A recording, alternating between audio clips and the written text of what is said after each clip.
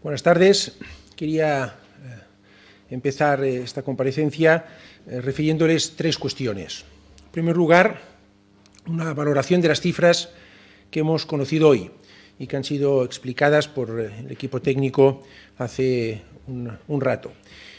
Hoy tenemos un incremento de casos, tenemos 4.273 nuevos casos notificados, que suponen un incremento de un 3%.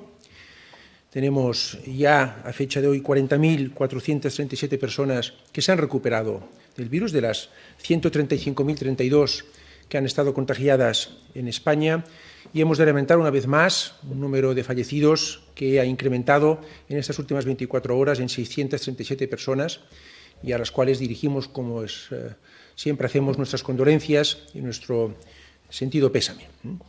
En los datos de las unidades de cuidados intensivos, que hemos estado siguiendo también estos últimos días muy de cerca, sugieren o demuestran una estabilización en base a los datos que nos han estado notificados. Con toda la prudencia con la que siempre acogemos los datos, especialmente los datos de inicio de semana, hemos de decir que estos datos que hemos conocido hoy siguen confirmando esta tendencia de estabilización y ralentización y nos reafirman en el objetivo que nos hemos fijado para esta semana, que es el de consolidar la ralentización. Esta semana creemos que el objetivo en esta lucha contra la epidemia es el de consolidar la ralentización en cuanto al número de nuevos casos. Quiero, en segundo lugar, poner estas cifras en perspectiva. Estamos al inicio de la cuarta semana, desde que se decretó el decreto de alarma, por tanto llevamos 3 semanas, y como les decía, quiero poner estas cifras, estos datos en perspectiva. Al inicio, el 15 de marzo, el primer día después de que el Gobierno decidiera decretar el estado de alarma, teníamos una media de incremento de casos del 22%. Hoy estamos en el 3%. Esto nos lleva a concluir que el estado de alarma y todas las medidas que ha adoptado el Gobierno de España y el ejemplar cumplimiento que de las mismas ha hecho el conjunto de la ciudadanía han funcionado y han beneficiado al conjunto de todos los españoles. Insisto, han funcionado y han beneficiado al conjunto de todos los españoles. Es verdad que cuando en su momento las adoptamos, el sábado 14 de marzo, pues había quizá algunas dudas y algunos territorios que planteaban tomar medidas de distinta índole en distintas partes del territorio, algunos sectores también de la sociedad. Yo creo que los datos que hemos ido conociendo, si los ponemos en perspectiva y los vemos cómo han evolucionado estas 3 semanas, nos deben de llevar a la conclusión clara, primero, de que estos datos han funcionado, 22% de media al inicio, hace 3 semanas, 3% de nuevos casos hoy, y segundo, han beneficiado a todos los ciudadanos españoles, al conjunto de España. Y esto creo que es importante ponerlo en perspectiva y subrayarlo hoy. Y en tercer lugar, pues quería hacer un balance de las medidas que el Ministerio de Sanidad, en tanto que autoridad delegada competente, ha hecho estas 3 semanas. Hemos adoptado 34 órdenes e instrucciones, básicamente en 4 ámbitos que, si les parece y me permiten, voy a repasar muy brevemente. En primer lugar, el primer ámbito ha sido el refuerzo del Sistema Nacional de Salud. La primera medida que tomamos fue la de poner a disposición de los responsables sanitarios de las comunidades autónomas, los consejeros o consejeras de cada comunidad autónoma, toda la sanidad privada. Es decir, funcionar en España con un único Sistema Nacional de Salud, formado por el sistema público y el sistema de sanidad privado. Aprovecho también para reconocer una vez más y subrayar el papel importantísimo que han jugado las comunidades autónomas. Segundo, medida de refuerzo del Sistema Nacional de Salud fue también la puesta a disposición de los responsables autonómicos de un conjunto de profesionales, alrededor de 70.000 de distintos ámbitos, personas que se habían jubilado en los últimos años, estudiantes, personas que estaban apartadas de la asistencia, hasta 70.000 personas puestas a disposición de aquellos responsables autonómicos para que, si así lo consideraban oportuno, en base a las necesidades de sus respectivas áreas territoriales, pudieran incorporarles. Y finalmente también dotar al Sistema Nacional de Salud de instalaciones complementarias, básicamente hoteles, bien para ampliar la capacidad asistencial en algunos casos, como por ejemplo en Madrid, en Cataluña y en otras comunidades autónomas, bien para hacer usos de apoyo logístico a los hospitales, alojando médicos u otro tipo de cuestiones de referencia. Por tanto, refuerzo del Sistema Nacional de Salud, donde hemos dirigido una buena parte de estas 34 órdenes e instrucciones que en estas 3 semanas hemos ido dictando. Un segundo capítulo importante ha sido el de suministro, básicamente en 3 ítems. en 3 categorías de productos: productos de protección, equipos de protección individual, test de diagnóstico del coronavirus y equipos de ventilación mecánica, sobre todo equipos de ventilación mecánica invasiva.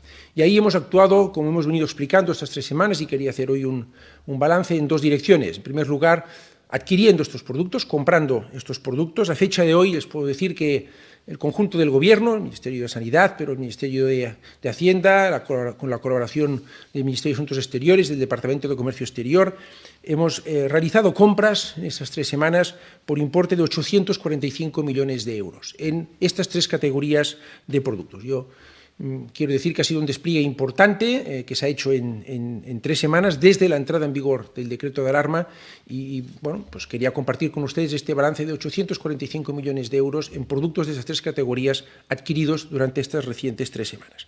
Y un segundo capítulo, que también hemos puesto el acento y al que han ido dirigido también buena parte de las medidas e instrucciones que hemos dado, ha sido la activación de la producción nacional de estos 3 ítems: equipos de protección individual, test de diagnóstico y equipos de ventilación mecánica invasiva. En materia de equipos de protección individual, reforzando aquellas empresas que ya producían estos equipos de protección individual en nuestro país e incorporando algunas otras. Hemos conocido hoy un importante grupo empresarial con el que hemos cerrado un contrato de 60 millones de mascarillas a una producción semanal de 2,5 millones que va a poner en marcha esta producción a mitad del mes de abril y con el que, insisto, hemos firmado un contrato de suministro de 60 millones de unidades.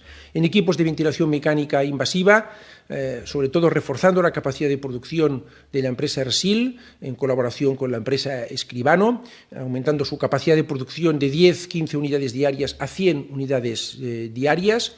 También con esta empresa hemos cerrado un contrato de suministro de 5.000 unidades a ser suministradas en 2 meses y también, por ejemplo, el proyecto de SEAT con Hospital Clínic y Hospital Germans Trias, que también obtuvo la autorización para realizar análisis clínicos. Hoy mismo hemos autorizado de otros muchos proyectos en materia de equipos de ventilación mecánica invasiva, hemos autorizado hoy mismo también otro análisis, otra investigación clínica, en este caso de un proyecto de equipos de ventilación mecánica invasiva producidos con tecnología de impresión 3D, en este caso patrocinado por el Consorcio de la Zona Franca y Leitat. Y iremos procediendo a autorizar más iniciativas que se están trabajando en este capítulo. Y en materia de test de diagnóstico, pues hay 4 empresas españoles que los producen y estamos trabajando con otras empresas para aumentar la capacidad nacional de producción y para también fabricar nacionalmente lo que se conoce como kits de extracción, que son necesarios también para este tipo de test.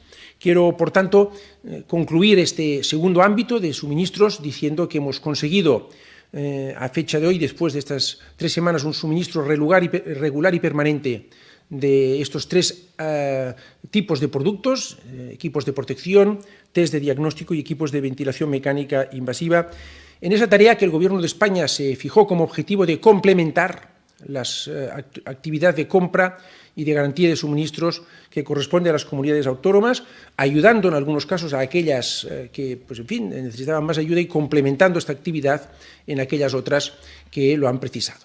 Damos a conocer diariamente los datos de distribución de material en base a los documentos de entrega de material que nos proporcionan las compañías logísticas a las que encomendamos esta tarea de reparto de material y, por tanto, ustedes disponen de toda la información por lo que hace referencia al suministro de material. Tercer ámbito importante del que ha sido objeto una buena parte de estas órdenes e instrucciones hace referencia a la información y a los datos y sistemas de información que son un elemento esencial para el apoyo de la toma de decisiones y para la información transparente al conjunto de la ciudadanía. Quiero decirles que básicamente me refiero a información de tipo epidemiológico, pero no solo de esto, sino también datos de ocupación del Sistema Nacional de Salud y de evolución del mismo. Quiero subrayar el esfuerzo de mejora permanente en este ámbito. Nosotros suministramos aquellos datos que nos proporcionan las comunidades autónomas, a veces en tiempo real, a veces con alguna manera entendible también por la situación que hemos vivido estas últimas semanas de sobrecarga del sistema y de una situación de excepcionalidad de la situación que hemos vivido. Hay un recorrido de mejora en el que estamos trabajando y en ese sentido también hemos dictado algunas órdenes e instrucciones que son conocidas por parte de todos ustedes en el sentido de indicar qué datos debíamos de conocer y cuándo los debíamos de conocer y garantizar la homogeneidad de los mismos. Quiero indicar, por tanto, que se ha hecho un esfuerzo importante en este capítulo, pero que todavía queda un recorrido de mejora que va a ser muy relevante en las próximas etapas, sobre todo en las etapas de transición que tendremos que afrontar en las próximas semanas. Y el último capítulo, que también quería subrayar ante ustedes, hace referencia al ámbito de las residencias de mayores. Es un sector frágil de la población que desde muy al principio el Gobierno de España y en particular el presidente del Gobierno ha manifestado una especial preocupación, una especial sensibilidad por estos sectores. Tanto es así que 10 días antes de la entrada en vigor del decreto de alarma, ya un 5 de marzo, se dictó un protocolo de actuación conjuntamente con las comunidades autónomas, acordado con las comunidades autónomas, que ha venido seguido ya en el marco del decreto de alarma por 3 órdenes, 3 instrucciones que precisan cómo hay que abordar el ámbito de residencias de mayores en materia de asistencia sanitaria, en materia de cómo disponer los recursos y que en concreto ha puesto, las últimas órdenes han puesto al servicio de, bajo la autoridad pública, todas aquellas residencias de carácter privado, para que la autoridad pública correspondiente de cada comunidad autónoma, saben ustedes que este es un ámbito competencial de las comunidades autónomas, pueda disponer lo que mejor estime oportuno para dar cumplimiento a estas instrucciones. Ayer mismo, en la conferencia de presidentes autonómicos, el presidente del Gobierno insistió ante los presidentes de las comunidades autónomas en que el Gobierno de España necesita disponer de toda la información, en los términos también que hemos dictado en la última instrucción, para poder, en su caso, ayudar en esta tarea de proporcionar un adecuado tratamiento y una adecuada protección a las personas mayores.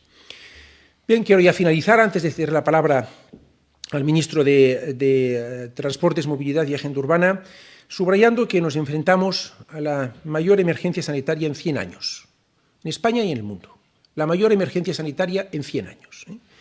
Que España ha sido el primer país de Europa en decretar el estado de alarma, tanto por número de contagiados como por número de fallecidos.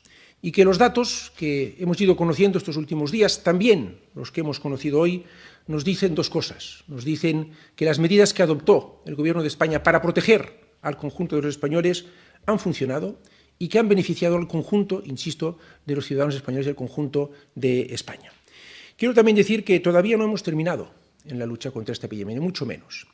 Recuerden ustedes que hablábamos de 3 etapas. Una primera etapa que consistía en alcanzar el pico.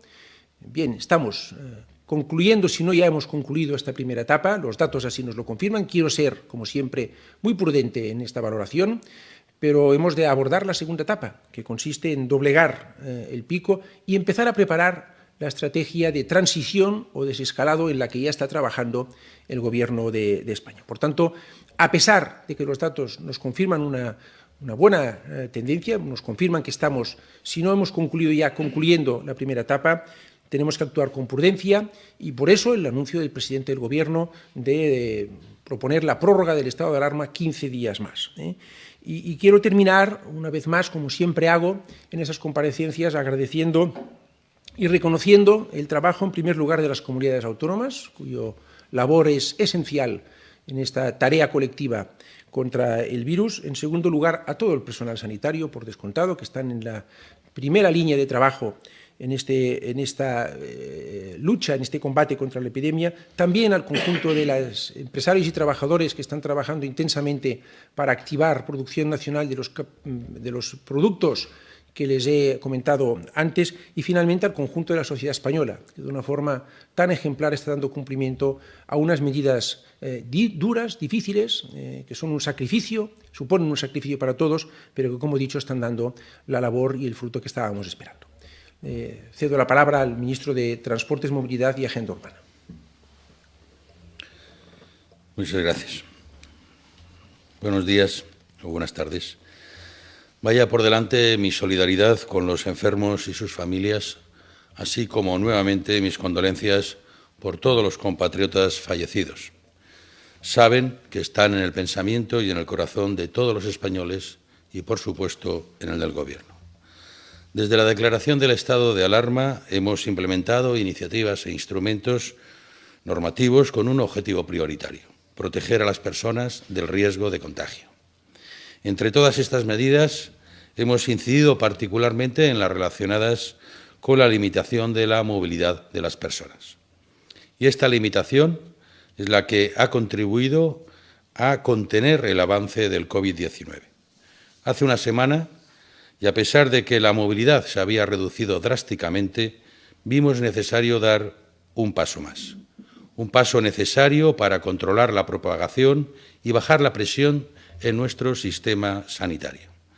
Teníamos que profundizar aún más el control de la propagación del virus y evitar que el acúmulo de pacientes en las unidades de cuidados intensivos llevara a su saturación. El consejo de los expertos pasaba por llegar a niveles de movilidad practicados en fines de semana. Si bien, como dijeron los responsables de las fuerzas y cuerpos de seguridad del Estado, en la lucha contra la pandemia todos los días son lunes. En lo que respecta a la movilidad, todos los días teníamos que intentar que fueran fines de semana. Una semana después, las duras medidas confinatorias y la reducción drástica de la movilidad están dando resultados. Día a día vamos viendo cómo la pendiente de la curva de contagios va bajando. Los viajes por carretera han bajado un 83%, lo que supone un 35% menos que la semana anterior. También los usuarios de autobús interurbano, con una reducción adicional del 35% en la pasada semana. Los viajeros por ferrocarril, un 98% de reducción y cerca de un 50% menos que el jueves de la semana anterior. Y en este punto tengo que destacar los positivos datos en cercanías. En un medio de transporte masivo, en grandes ciudades, que en condiciones normales utilizan diariamente más de 1.200.000 personas, los usuarios han bajado cerca de un 95% y hemos conseguido que en un día laborable, como el pasado jueves, tuviéramos un 20% menos de viajeros en cercanías que en el anterior fin de semana del estado de alarma. Por tanto, hemos cumplido el objetivo de hacer de un día laborable un fin de semana en términos de actividad. En cambio, donde no puede ser fin de semana, sino casi lo contrario, es en el ámbito del transporte de mercancías, donde su labor es esencial para mantener la cadena de abastecimiento. Por ello, estamos tomando medidas cada día para facilitar esta labor. Hoy mismo vamos a aprobar una orden ministerial en la que, con las debidas medidas garantizadoras de la seguridad, se flexibiliza el sistema de renovación de tacógrafos y tarjetas de empresas de transporte, afectado por las medidas extraordinarias destinadas al control y erradicación de la pandemia.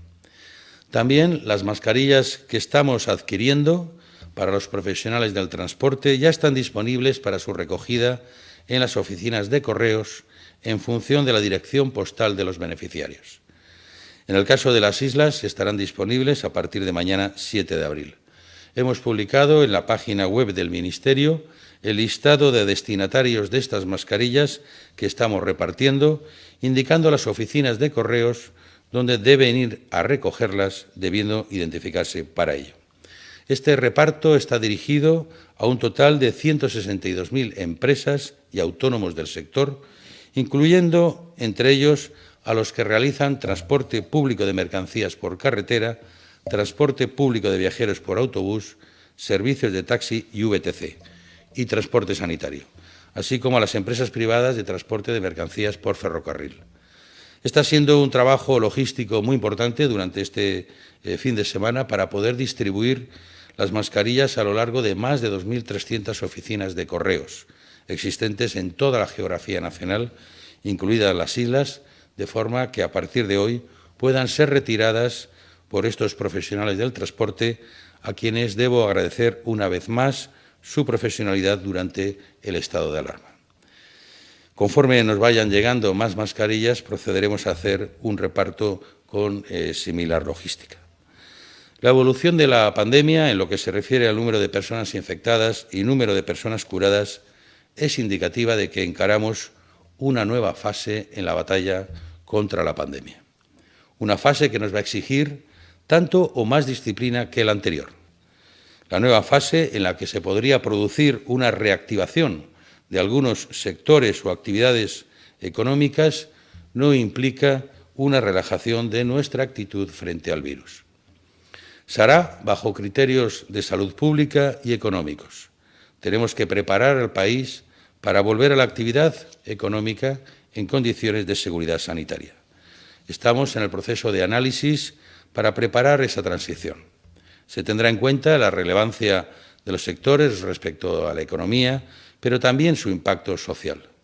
Y, por supuesto, las posibilidades de mantener las medidas de seguridad y distancia social en los sectores que se incorporen a la actividad. Cada escenario exige una revisión y adecuación de la estrategia como país frente al virus, del mismo modo que cada día es un día de rendición de cuentas ante los medios de comunicación y ante la opinión pública, tal y como venimos haciendo 2 veces al día, 7 días por semana, desde que el pasado 14 de marzo decretamos el estado de alarma y decidimos afrontar como país las medidas de confinamiento más severas que están resultando eficaces. Un esfuerzo de comunicación cuyo procedimiento se ha adaptado a las demandas de los medios de comunicación, como bien saben, y que en sí mismo refleja el compromiso de transparencia de este Gobierno con la sociedad. Un esfuerzo, por tanto, coherente con el sacrificio solidario y ejemplar que viene realizando el conjunto del país. Lo que no sería comprensible es que, ante una crisis tan grave, el Gobierno optara por no dar ruedas de prensa. Ni lo entendería la sociedad, ni, por supuesto, lo entenderían los medios de comunicación. En este punto quiero manifestar el ánimo que al Gobierno nos provocan palabras como las del director general de la Organización Mundial de Salud para Europa, quien expresó de manera pública que se sentía profundamente impresionado por el heroísmo de los trabajadores de primera línea, por la solidaridad de los españoles y por la resolución inspiradora del Gobierno español en esta pandemia. Creo que es importante recordar estas palabras de reconocimiento a la labor realizada por el conjunto del país, porque siempre es justo hacerlo, porque es humano encontrar en el reconocimiento y la admiración de los demás un motivo de ánimo que nos permita superar momentos de flaqueza en medio del confinamiento y porque lo que España necesita es esperanza. Lo que no le hace falta ni bien a nuestro país, ni nos hace bien, es el regreso o el recreo de los agoreros y los catastrofistas.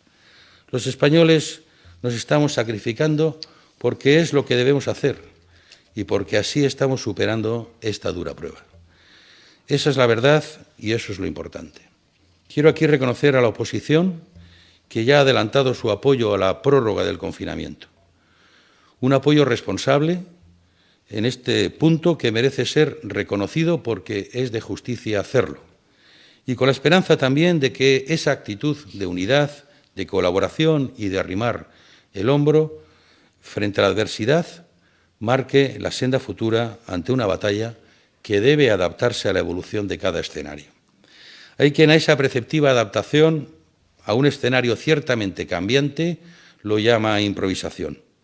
Yo reparo en el reconocimiento internacional, en la eficacia de las duras medidas adoptadas, en las ayudas a parados, autónomos, pequeñas y medianas empresas, en las ayudas de alquiler y en los esfuerzos ímprobos porque esta crisis no se salde con colectivos ni ciudadanos en la cuneta. Y solo puedo pensar que se están implantando medidas con unos objetivos claros de actuación. Nuestro objetivo es, como bien saben, vencer a la pandemia y salir de este trance con las menores heridas sociales posibles. Y este objetivo creo que son compartidos por la inmensa mayoría de la sociedad española. Por ello quiero, para terminar, compartir con ustedes 5 reflexiones que son también 5 razones para el compromiso. Y en este sentido, en primer lugar, por responsabilidad colectiva. Si en 1977 todos los partidos democráticos cerraron filas en torno a un acuerdo político y un acuerdo económico necesarios, hoy el desafío, siendo distinto al de hace 40 años, es igual de importante. En segundo lugar, por gratitud a las generaciones que nos precedieron. La España de hoy es muy distinta a la de hace 40 años, pero el régimen democrático y de libertades que hemos disfrutado se debe en buena medida al esfuerzo que entonces realizó una generación. Hoy debemos estar a la altura de aquel ejemplo de renuncia y de colaboración reeditando un pacto similar. En tercer lugar, por coherencia con nuestro compromiso democrático. Habrá que ver cómo desarrollamos ese gran pacto, que tendría como objetivo general robustecer nuestra democracia ante el problema más grave que afrontamos en la actualidad como democracia. Pero un requisito previo al pacto es la actitud con el que lo afrontamos. La única línea roja que admitirá a la sociedad española es la viabilidad del propio pacto. Ni los españoles, ni en el resto de Europa, ni en las generaciones futuras comprenderían que ningún partido tratase de dinamitar el acuerdo, tratando de imponer condiciones que pusieran en cuestión la legitimidad del Gobierno que lo insta, reclama y promueve. En cuarto lugar, por congruencia respecto de nuestras demandas y expectativas respecto de la comunidad internacional. Si todos esperamos, queremos y reclamamos que la Unión Europea y la comunidad internacional actúen de manera solidaria con España y los países más duramente golpeados por el COVID-19, lo mínimo que podemos hacer es que esa esperanza y esa reclamación se produzca desde la unidad de acción. Y en quinto y último lugar, y a modo de resumen y de conclusión, por sentido de Estado.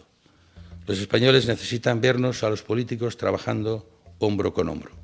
Y eso es lo que creemos que debemos hacer. Muchas gracias. Si les parece, ministros, pasamos al turno de preguntas.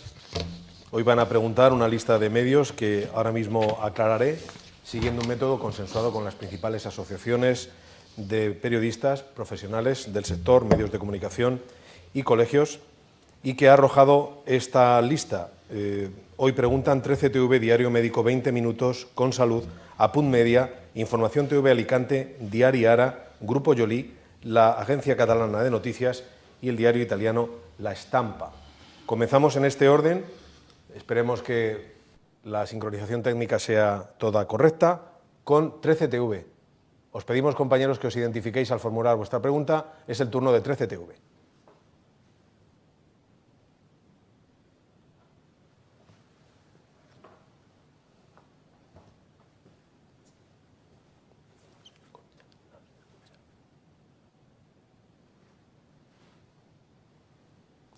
Tenemos una primera dificultad para escuchar el sonido de la pregunta que formula 13TV.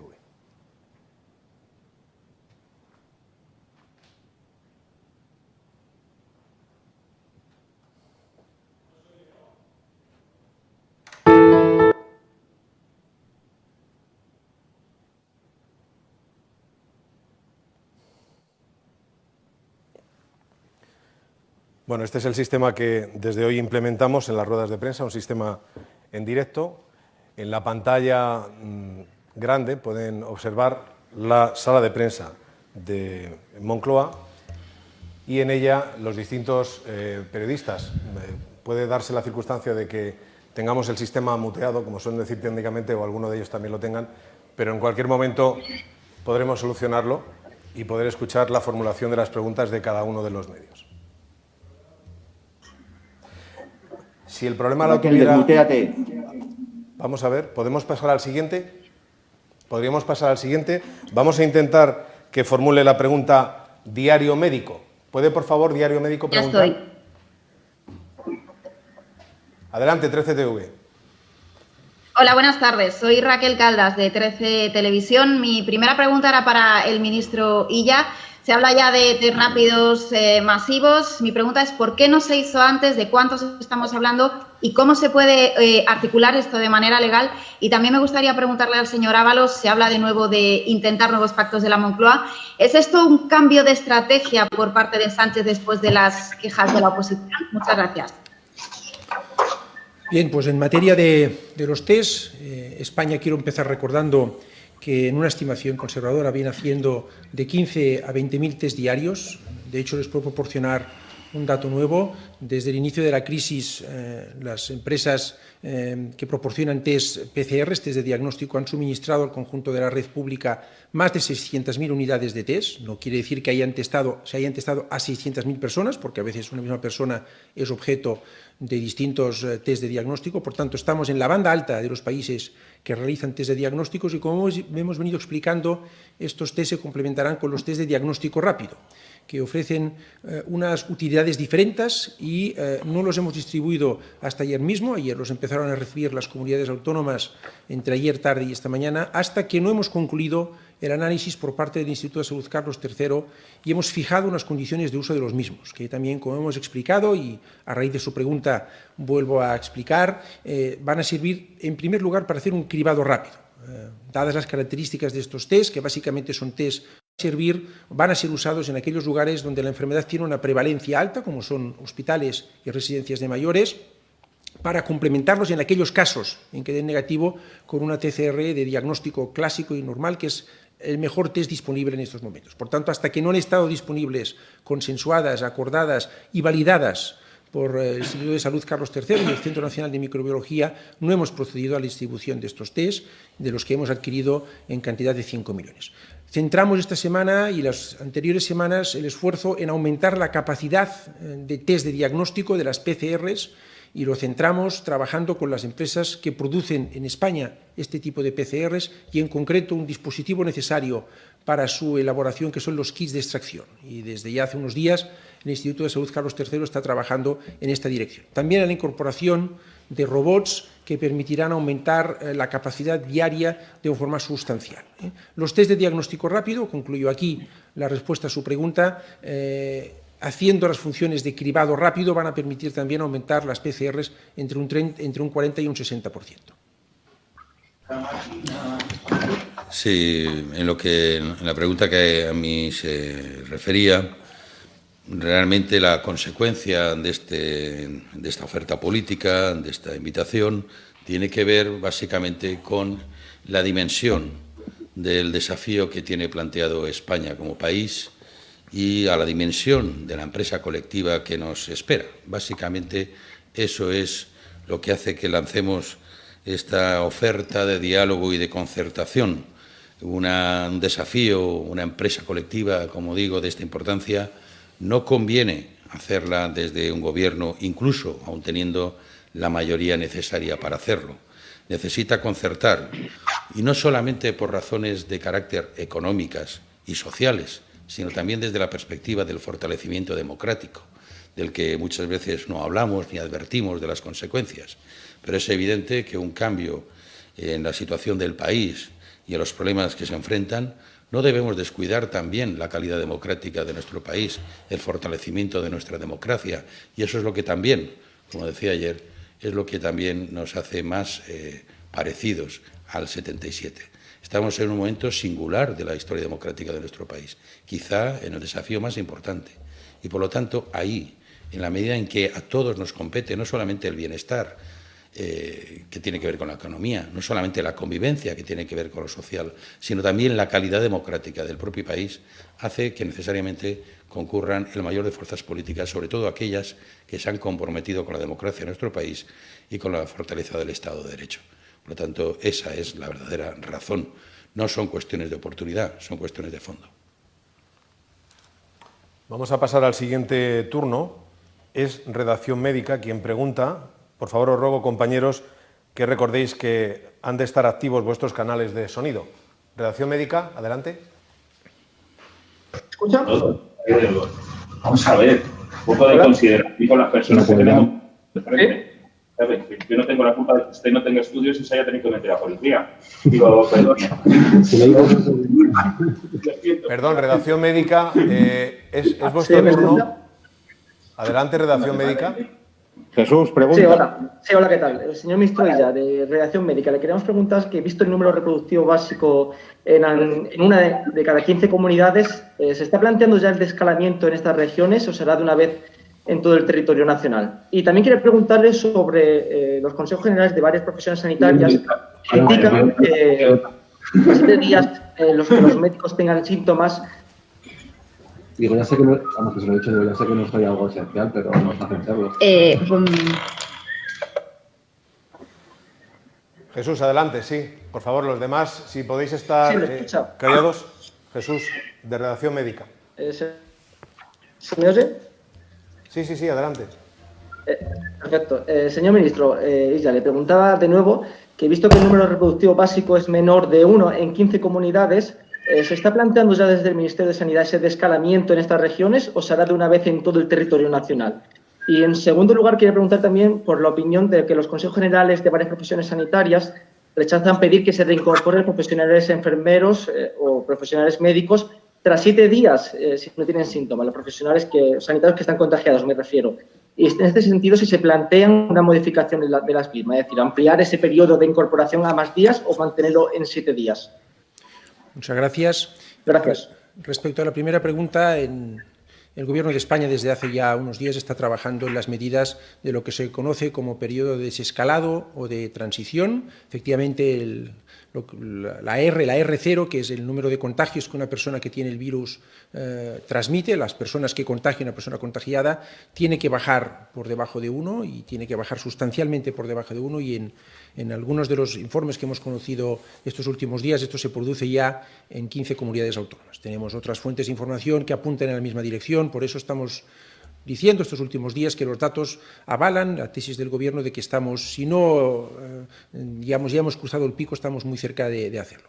El Gobierno, como digo, está trabajando en las medidas de desescalamiento en base a 4 criterios que el presidente del Gobierno nos ha indicado. El primero, el de la prudencia.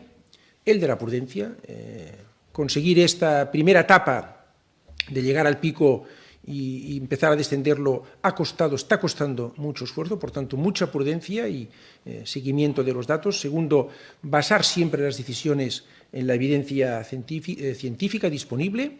Tercero, respeto a los derechos y libertades de los ciudadanos, como corresponde a un Estado democrático y social de derecho como es España. Y cuarto, trabajar de forma anticipada y con previsión todas las posibilidades de acciones que tengamos que tomar. Por tanto, no vamos a descartar nada. En principio, las medidas que se adoptaron para el conjunto de España han funcionado bien. Insisto, se está trabajando en estas medidas de transición que, cuando estén trabajadas, también las queremos consensuar con las comunidades autónomas y acordarlas con ellas, pues las daremos a conocer.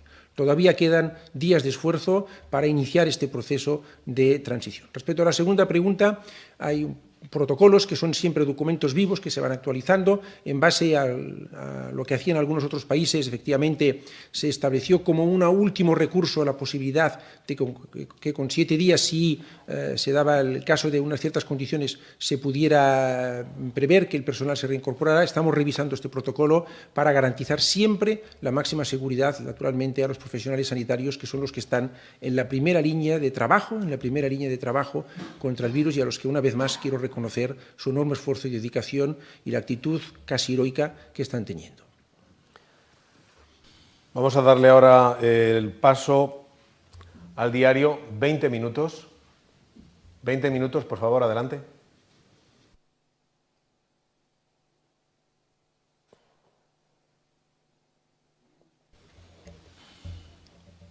Soy Clara Pinar.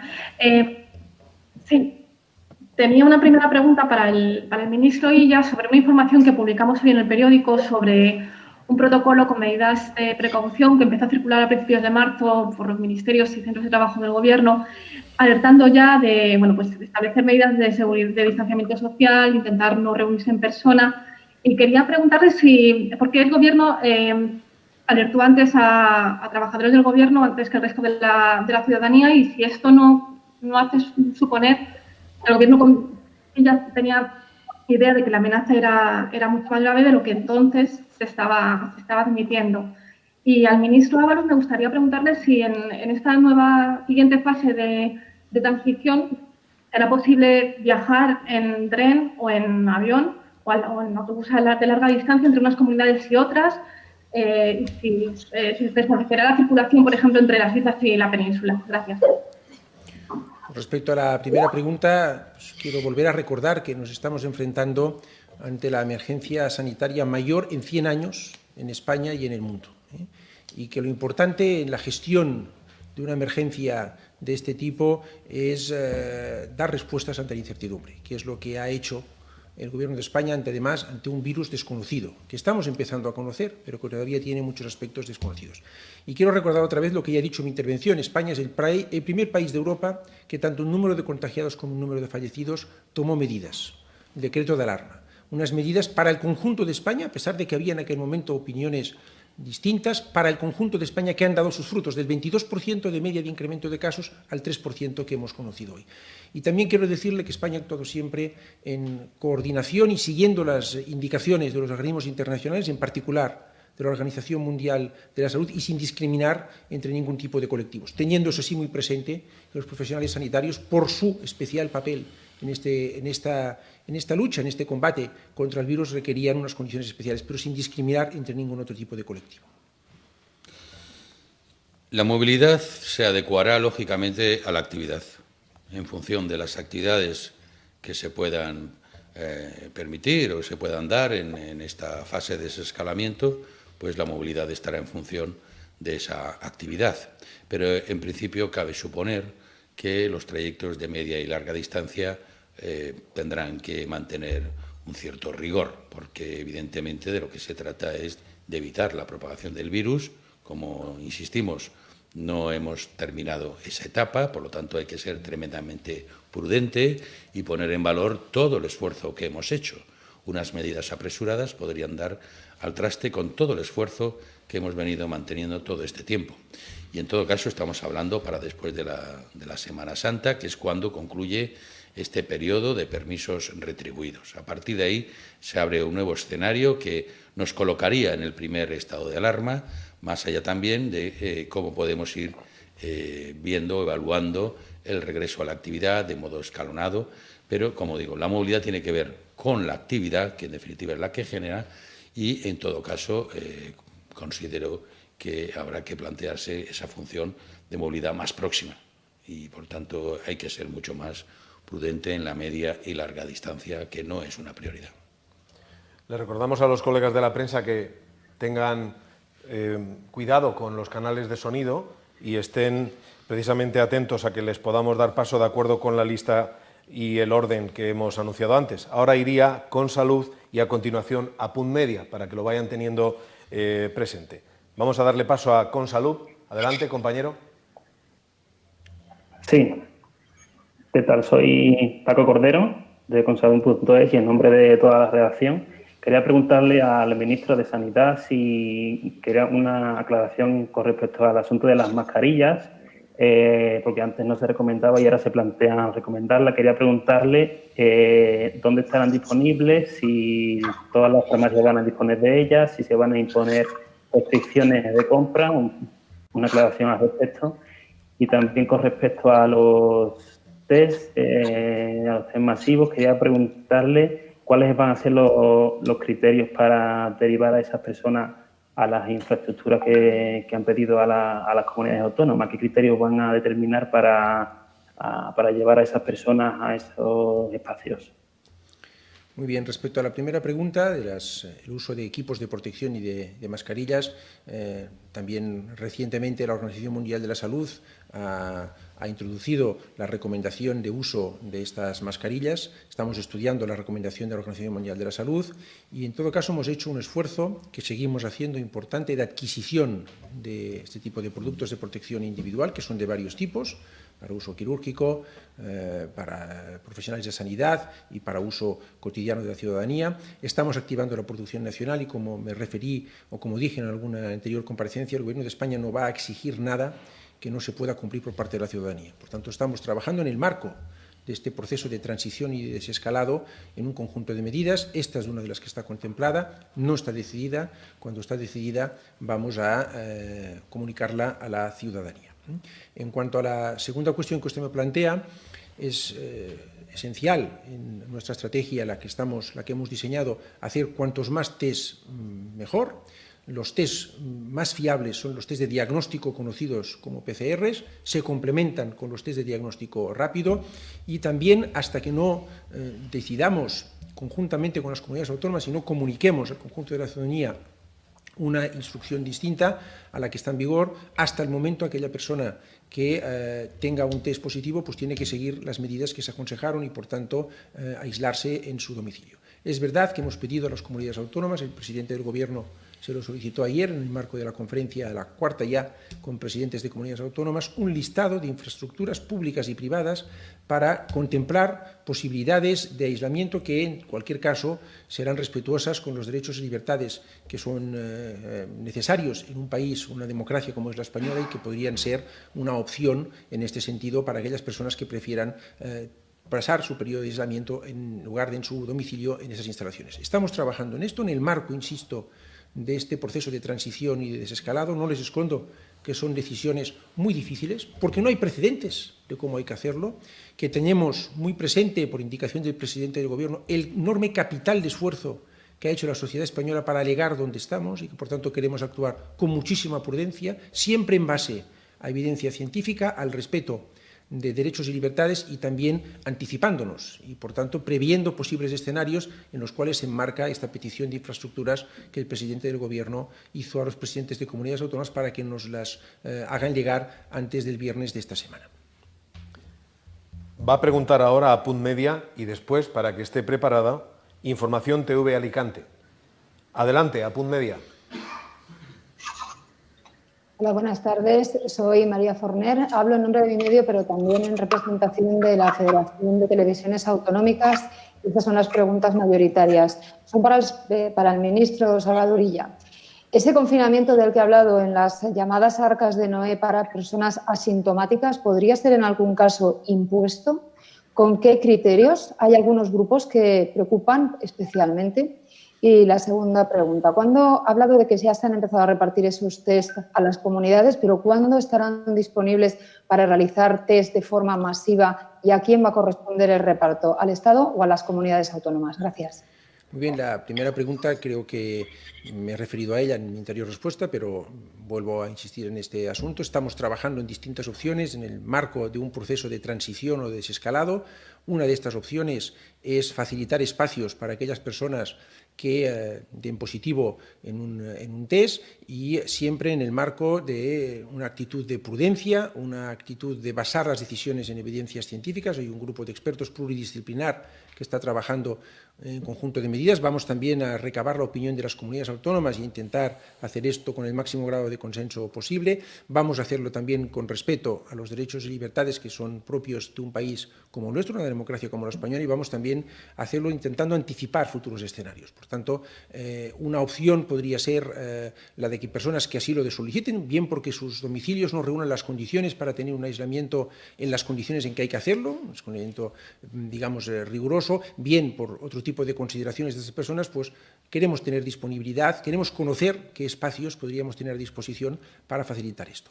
Y, en segundo lugar, respecto a los test, yo quiero volver a insistir una vez más en que los test más fiables, los mejores test, son los test de diagnóstico conocidos como PCR, las que hemos venido realizando hasta ahora y de los que se han distribuido al conjunto de la red y laboratorios que practican estos test hasta un total de 600.000 y que estamos realizando en una estimación conservadora de 15 a 20.000 diarios en la banda alta. Estos son los test centrales en los que basamos la estrategia para diagnosticar a aquellas personas que tienen la enfermedad. Los complementamos con los test de diagnóstico rápido, que efectivamente se distribuyeron ayer y que han llegado ya, se han repartido 1 millón de ellos por el conjunto del territorio en base a criterios de población y de impacto de la epidemia en distintas comunidades autónomas y que deben de servir en una primera instancia para un cribado rápido. Por las características de estos test de diagnóstico rápido, de los que hemos analizado más de 70 distintos tipos por parte del Instituto de Salud Carlos III, el primer uso que nos recomiendan los expertos es que sirvan para un cribado rápido, es decir, para ser usados en aquellos espacios donde la prevalencia de la enfermedad es alta, como son los hospitales y las residencias de mayores, complementados con las PCRs, y esto nos debe de permitir aumentar entre un 40 y un 60% el uso de PCRs, porque las personas que den positiva ya no requieren una PCR. Entonces, hay un segundo posible uso de estos test como una herramienta de control epidemiológico para verificar cuánta gente ha pasado el virus, pero esta todavía la estamos discutiendo. Estamos muy pendientes también y en contacto con las autoridades sanitarias internacionales para ver también los otros países qué grado de decisión toman al respecto. Por tanto, esta va a ser la estrategia de PCRs. Y hemos confiado en las comunidades autónomas para que administren estos test. Tienen que hacerse por personal sanitario, tienen que ejecutarse en estrecha conexión con la red asistencial, y por eso las comunidades autónomas son las más indicadas para hacerlo. Naturalmente van a contar como siempre han contado con el apoyo del Gobierno de España, y si una comunidad autónoma precisa que le demos apoyo logístico de otro tipo, pues sin duda lo va a tener, como lo ha venido teniendo en todos los otros capítulos de esta epidemia, de esta emergencia que estamos viviendo, como lo ha tenido siempre por parte del Gobierno de España. A continuación pregunta el diario Ara. Después del diario Ara lo hará el Grupo Yolí. Adelante, diario Ara.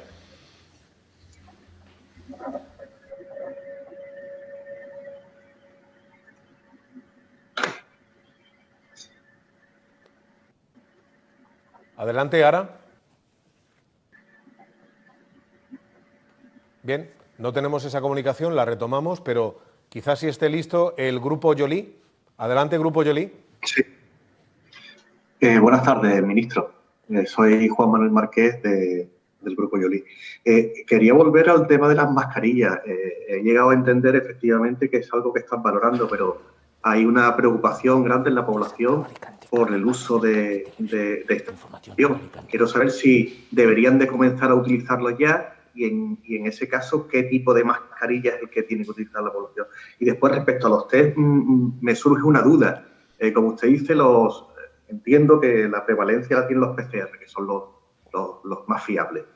¿De qué depende que aumente el número de PCR que se hagan a cabo del día? ¿Dependen solo de las comunidades autónomas o depende también del Gobierno central? Y para el ministro Ábalos también quería preguntarle si descarta o no cree necesario que Vox entre en estos posibles pactos de la Moncloa debido a las declaraciones que ha hecho, y si también se abre a que estén representados los presidentes de las...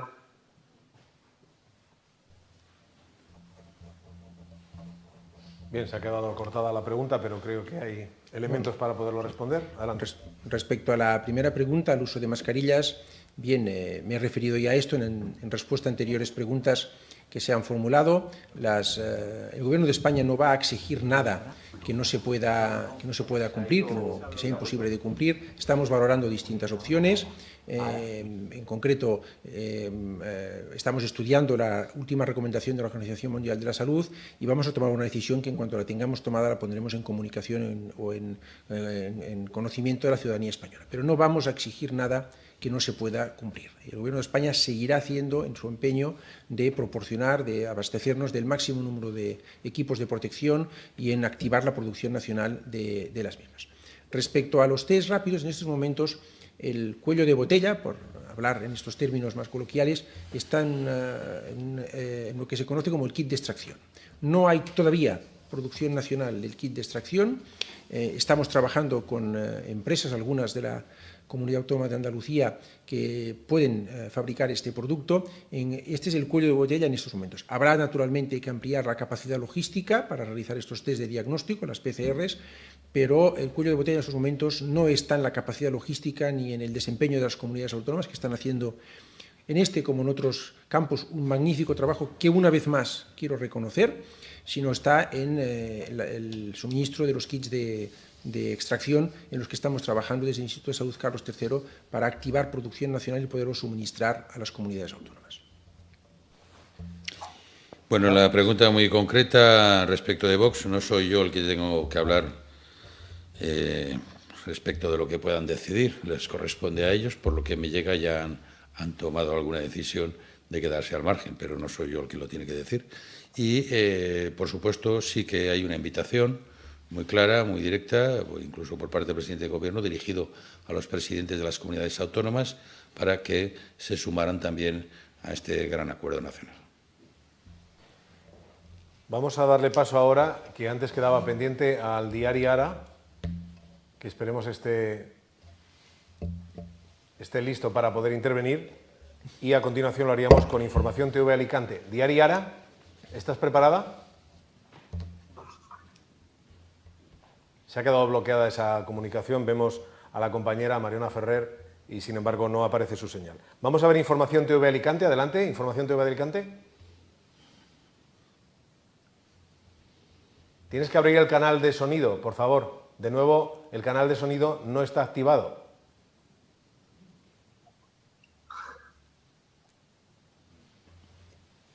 Adelante, TV Alicante.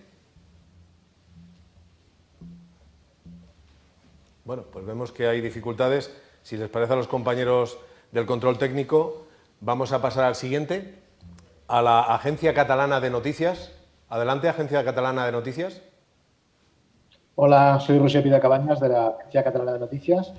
Son preguntas, una para el ministro Ábalos. En los pactos de Moncloa del 1977 se incluyó a los partidos nacionalistas. En esta ocasión están dispuestos a contar con los partidos independentistas. Y luego, para el ministro Illa, algunas preguntas. El presidente de la Generalitat está pidiendo que el confinamiento total se mantenga. Le quería preguntar si está en condiciones de asegurar que, fruto de la decisión de abrir a las empresas no esenciales la posibilidad de trabajar, que no va a haber un rebrote de la pandemia y que eso no va a traer consecuencias. También creo que no acaba de contestar el criterio que se va a seguir a la hora de hacer los test. ¿Quién va a decidir a qué personas se les hacen, las comunidades autónomas o el Estado? Y, por último, también para el ministro Illa, le quería preguntar, en Italia se ha establecido ya el criterio de que los niños puedan salir a la calle a pasear en algún momento. Se había dicho que el Gobierno lo estaba estudiando. ¿Hay alguna fecha para ello?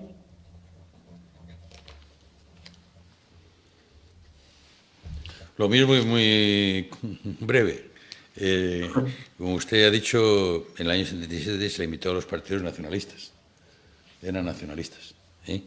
Pero, en todo caso, esta es una oferta abierta y, por supuesto, todo el que se sienta concernido puede responder. No hemos planteado ninguna exclusión, pero sí es verdad que hay algunos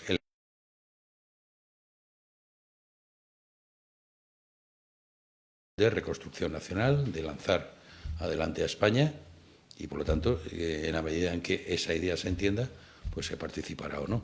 Son los demás los que lo tienen que decir. Pero, efectivamente, en el año 77 tenían otro carácter las formaciones de las cuales posiblemente hoy se sientan herederas, pero no era exactamente la misma actitud que se tenía entonces con la de ahora. Respecto a las preguntas que se me han formulado a mí, creo que son tres. El Real Decreto que establecía un permiso obligatorio, retribuido, recuperable, acaba el 8 de abril. Por tanto, el día 8 de abril, cuando finaliza la vigencia de este Real Decreto, nos retrotraemos al marco anterior, y el Gobierno, en función de cómo evolucionen los datos epidemiológicos de esta semana, va a ajustar las posibles medidas en el marco, insisto, que se dará el día 12 de abril, que es el marco anterior al que había cuando se adoptó el Real Decreto del permiso obligatorio retribuido recuperable. En ese también contexto de la evolución de los datos epidemiológicos de esta semana y basado en los criterios de prudencia, de evidencia científica, de respeto a los derechos y libertades y de anticipación de escenarios futuros, estos criterios que guían el diseño de los escenarios de transición y desescalado, vamos a analizar medidas como la que usted me pregunta, de permitir algunas medidas como, algunas medidas como que los niños puedan salir en condiciones muy determinadas de su domicilio para dar paseos cortos. Esto no está decidido, lo vamos a decir con mucha prudencia, insisto, en base a evidencia científica, siempre respetando derechos y libertades y anticipando futuros escenarios. Respecto a los test de diagnóstico rápido, se hacen conforme a los protocolos. Yo, en fin, agradezco su pregunta porque me permite volver a insistir en este punto y clarificarlo. Son unos protocolos que se hacen conjuntamente en un foro técnico que tiene por nombre Foro de Alertas y Emergencias Sanitarias, que se reúne con mucha periodicidad y que constantemente va revisando los protocolos, que son protocolos vivos. Esta ponencia fue la que acordó estos pasados días, en base a la información y a los informes técnicos del Instituto de Salud Carlos III y muy en particular del Centro Nacional de Microbiología, cuál era el uso más adecuado, más garantista, mejor para los test de diagnóstico rápido. Y es el que he explicado, usar estos test en una primera fase, usarlos como un cribado rápido en aquellos centros de prevalencia alta. Es en base a estas condiciones de uso que se van a realizar estos test rápidos y que el Gobierno de España los ha suministrado en las comunidades autónomas. Vamos a concluir con la conexión con el diario italiano La Stampa. Adelante, La Stampa. Sí, hola, soy Francesco Olivo. Quería preguntar sobre esta unidad de acción entre los países europeos, ¿no?, que se refería el ministro Ábalos.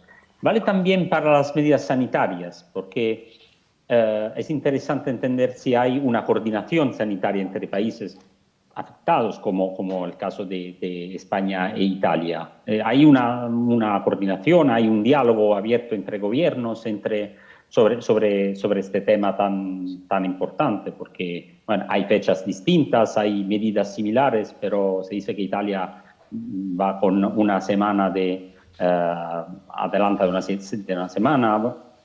Quería saber esto, si hay una coordinación. Bien, pues mire, justamente esta mañana, pocos minutos antes de empezar esta comparecencia de prensa, he tenido ocasión de tener una conversación telefónica con mi colega, el ministro de Sanidad italiano, el señor Roberto Speranza. Mantenemos un contacto regular, intercambiamos naturalmente información, compartimos la situación de ambos países. La situación es parecida pero no es idéntica y por tanto vamos tomando cada uno las decisiones que consideramos más oportunas. Pero efectivamente le puedo confirmar que hay un contacto regular, estable, a nivel de responsables de sanidad entre ambos países, que ya se venía produciendo desde hace unas semanas y que justamente esta mañana pues, he tenido ocasión de volver a conversar con él. Vamos a finalizar porque recuperamos una de las conexiones que fracasó hace unos minutos. Definitivamente no es posible con Diari Ara, pero sí Información TV Alicante. ¿Es posible? Adelante. Buenas tardes, soy Carmen Baños de Información Televisión Alicante del grupo EPI. Mi pregunta es para el ministro Salvador Illa. Me gustaría saber, en cuanto a los hospitales de campaña que se están construyendo, ¿hasta qué fecha prevé usted que podrían tener que estar operativos? Y en el caso de la Comunidad Valenciana, que se están levantando al lado de otros centros hospitalarios, ¿existe la posibilidad de que se puedan incorporar a la red sanitaria en el futuro? Pues mire, los hospitales de campaña que estamos construyendo y todas las medidas de ampliación de la capacidad asistencial que todas las comunidades autónomas de una forma muy intensa y muy rápida y que yo pongo mucho en valor, constantemente han desplegado, van a estar operativos hasta que sea necesario. Y además vamos a actuar siempre con criterios de máxima prudencia. Por tanto, van a estar desplegados hasta que sea necesario y vamos a actuar siempre en este contexto con criterios de máxima prudencia. Vamos a ver si a la tercera y última bala vencida con el Diari Ara. Adelante, Ara.